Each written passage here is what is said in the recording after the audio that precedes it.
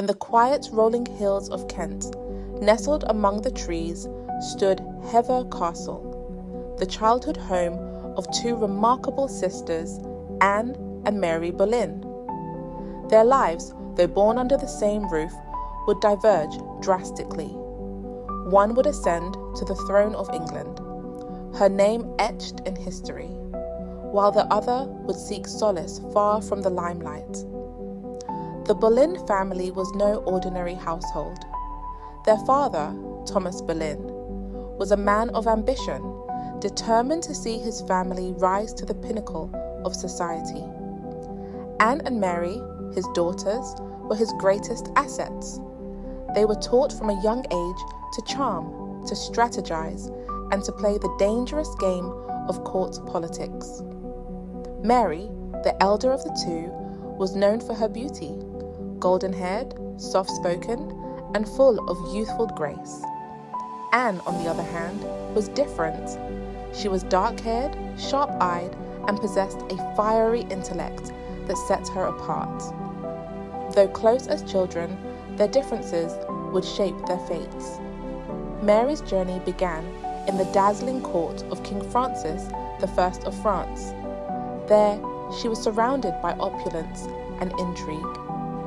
She became a lady-in-waiting to Queen Claude, observing the art of seduction and the delicate balance of power. Even King Francis himself noticed her, drawn to her charm and beauty. For Mary, this was an introduction to the high stakes of courtly life. When she returned to England, her charms caught the eye of King Henry VIII, a monarch whose desires were as insatiable as his hunger for power. Mary became his mistress, a position of privilege, but also of fleeting importance.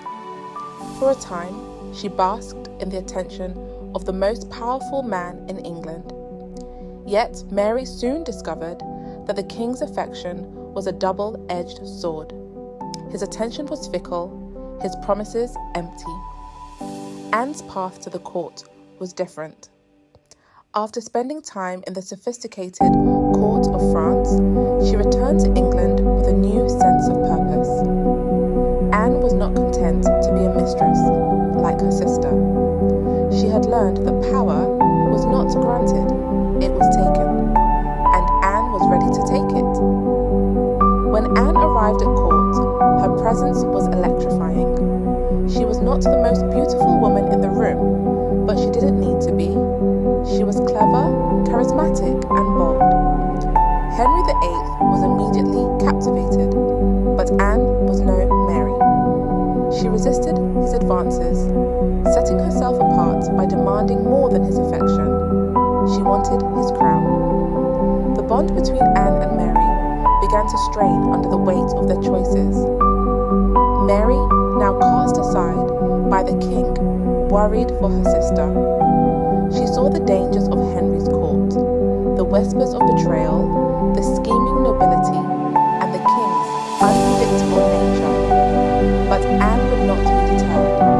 Her ambition burned too brightly to heed warnings. Anne's determination paid off. In 1533, she became Queen of England. Her coronation was a grand spectacle, a moment of triumph for the ambitious girl from Hever Castle. But the crown was heavy, and Anne soon discovered the price of her success. The court, once enchanted by Anne, began to turn against her. Henry, desperate for a male heir, grew impatient as Anne gave birth to a daughter, Elizabeth. Pressure mounted, and Anne's enemies multiplied. Whispers of treason and infidelity began to swirl around her. In 1536, Anne was arrested, charged with adultery, treason, and even incest. The accusations were shocking, the trial a spectacle.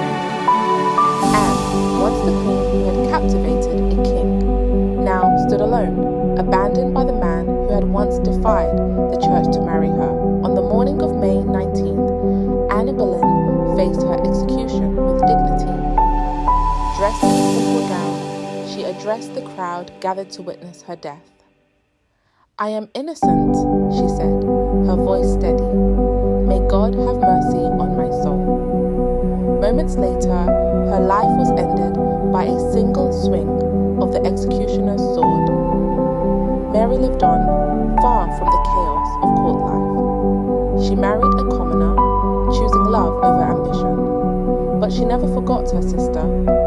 In her later years, Mary often reflected on the choices they had made, their dreams, their rivalry, and the heavy cost of their ambitions. The story of Anne and Mary Boleyn is not just a tale of two sisters. It is a story of love, ambition, betrayal, and sacrifice. They rose to unimaginable heights, only to fall victim to the ruthless world of Tudor politics. Yet their legacy endures, a haunting reminder of the price women often pay